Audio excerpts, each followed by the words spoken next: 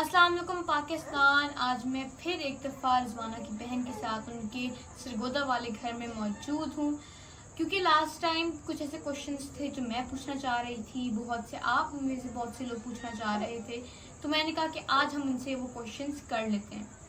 पहले तो आप भी, क्योंकि हमें तो न्यूज़ वगैरह में ये बताया जा रहा है कि वो आईसीयू से निकल गई है, रूम में शिफ्ट कर दिया गया है, तो वो रिकवर कर रही है, लेकिन ऑब्वियसली वो जो ट्रॉमा 7-8 महीने का है उससे तो रिकवर करने में उसको बहुत साल लग जाएंगे। आप मुझे बताएं, आपने बताया कि आप आज ही मिल के आई हैं, तो उसके हालात कैसे हैं? जी वैसे पहले से वो बेहतर है, खा भी रही है और उसके बाद बातें भी सही करती है, लेकिन उसकी जो सफाई है ना, दम साइड की और कमर की उन्होंने सफाई की है, उसका सारा मांस उतार दिया। तो उसको डॉक्टर कह रहे हैं इसकी सर्जरी करेंगे, थोड़ा टाइम लगेगा कि वो आहिस्ता आहिस्ता सही होगी। और वैसे उसके बाकी जख्म भी थोड़े थोड़े भरे हैं, जो जिन्हों की सफाई करते हैं वो जख्म थोड़ी देर से भरेंगे, बाकी सही हो रहे हैं अभी इंशाल्लाह जल्दी से। चलिए, मैं इसका मतलब बहुत ज़्यादा नहीं लेकिन कुछ बेहतर तो हो रही है और इंशाल्लाह होप है कि वो जल्द ही सेहतमंद हो जाएगी। आप ही मुझे बताएं कि आप लोग बहन भाई हैं कितने? जी हम 10 बहन भाई हैं, जिसमें 3 बहनें हैं और 7 भाई हैं। रिजवाना किस नंबर पर है?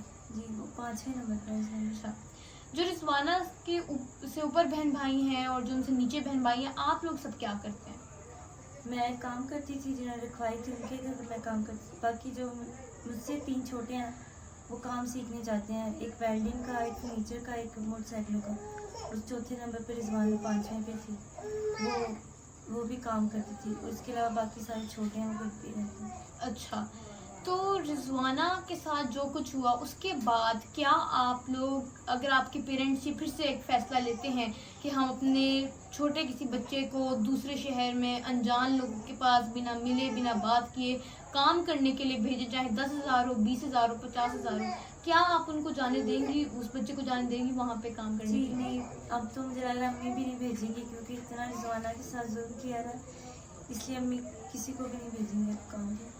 बहुत सी अफवाहें ये फैल रही हैं, रूमर्स हैं कि आप लोगों की सेटलमेंट होगी, और ये जो अफवाहें हैं ये दूसरी पार्टी के लोगों की हैं कि वो कह रहे हैं कि हमारी सेटलमेंट हो गई है और जो रिजवाना जब हॉस्पिटल से वापस इस घर में आएगी तो हम लोग उनके साथ मामला तय कर लेंगे। क्या ये बात सही है कि नहीं? जी नहीं, वैसे वो लोग कह रहे हैं कि हमारे साथ सुलह कर लो, लेकिन हमें कह रहे हैं हमने सुलह नहीं करनी, क्योंकि हमने इंसाफ लेना है, उसको सजा दिलवानी है।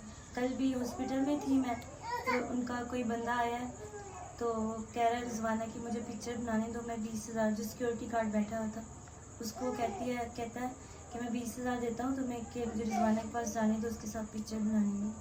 तो वहाँ से सिक्योरिटी गार्ड ने फिर उसको अंदर नहीं जाने दिया, बाहर से भेज दिया। चलिए, ये तो बहुत अच्छी बात है कि आप लोग उनके जाल में ना आए और उनको उनकी जो सज़ा है उसका, उनको जो पनिशमेंट है उनको वो लेने दें। मुझ पे बहुत ज़्यादा इल्ज़ाम है कि आपने इस केस को हाइप दी है, और ये जो केस है ये बिल्कुल भी ऐसा केस नहीं था जिसको इतनी हाइप मिलनी चाहिए थी या जो इतना मशहूर होना चाहिए था, कि इतनी सज़ा मिलनी चाहिए थी। जो उनकी पार्टी के साइड के लोग हैं या उनको डिफेंड कर रहे हैं उस मुलजिमा को, मुझे क्या लगता है कि ये जो अमीर लोग होते हैं, ये जो बड़े अफसर होते हैं, आला अफसर होते हैं, इनको लगता है कि किसी बच्ची की हड्डियां तोड़ना, उसके सर में जख्म करना, फिर उन जख्मों पे दवाई ना लगाना, ना सर्जरी करवाना, और उस बच्ची को फिर 5 दिन घर में कमरे में बंद करके छोड़ जाना, इस पे सजा नहीं मिलनी चाहिए। और मैंने इस केस को हाइप दी है, या तक कि ये कुछ भी नहीं था। तो ये बिल्कुल एक गलत चीज है। अगर आप लोग को लगता है ये कुछ भी नहीं है, तो नहीं, वो एक इंसान है। जिस तरह कराची में हुआ है कि 15,000 रुपए एक बंदे ने कर्ज लिया, जो वो कर्ज ना अदा पर कर पाया उस टाइम पे जब उसने करना था, क्योंकि ऑब्वियसली वो बहुत गरीब था। क्या किया उसके दोस्तों ने, सब इकट्ठे हुए, 2 दिन उस पर तशद्दुद किया, उसकी वीडियोस बनाई, लोगों को इकट्ठे करके उसके ऊपर वहशियाना तशद्दुद किया गया और उस बंदे को 15,000 रुपए पे मार दिया गया।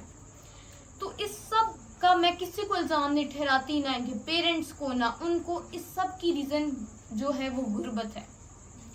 गुर्बत जो एक रीजन है वो ये सारे लोगों को खा जाती है, मार डालती है। तो मैं आप लोगों से ये रिक्वेस्ट करती हूँ कि अगर आपके इर्द गिर्द लोग हैं जो मजबूर हैं, आप उनको देख रहे हैं वो बोल नहीं पाते, वो सफेद पोश हैं, आप प्लीज उनकी मदद करें, क्योंकि बहुत से ऐसे लोग हैं जो छोटे से छोटे कर्ज पे जो वो कर्ज लेते हैं थोड़ा और फिर सूद भी देते हैं। तो प्लीज़ अपने इर्द गिर्द लोगों की हेल्प करें। मैं आप लोग को एक घर दिखाती हूँ जो इर्द गिर्द ये जो घर है ये इसके ऊपर कोशिशें कर रहे थे इस घर के लिए, क्योंकि हर बंदे का गरीब हो अमीर हो अपनी कैपेसिटी में एक अच्छा घर बनाना हर बंदे की ख्वाहिश होती है। और इसी घर को बनाने में की ख्वाहिश में उन्होंने रिजवाना को भेजा और फिर उनको ये सिला मिला। तो अब हम लोग कोशिश कर रहे हैं कि घर में दरवाजे नहीं हैं तो हम लोग ये कोशिश कर रहे हैं कि हम इनके घरों में दरवाजे लगवाएं, ताकि क्योंकि ये बिल्कुल खुला सा घर है तो इनको इसके ऊपर ऑब्वियसली इनके लिए डेंजरस भी है। तो इंशाल्लाह जल्द वो लगवाएंगे, कोशिश करेंगे उनकी।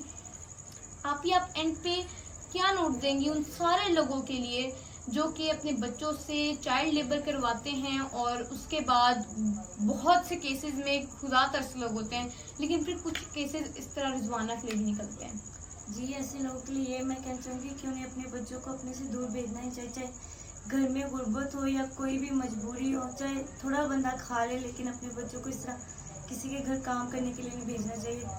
आप लोग को क्या पता वो लोग कैसे हैं, कैसा उसके साथ जुल्म कर रहे हैं, आपको तो पता ही ना चलेगा।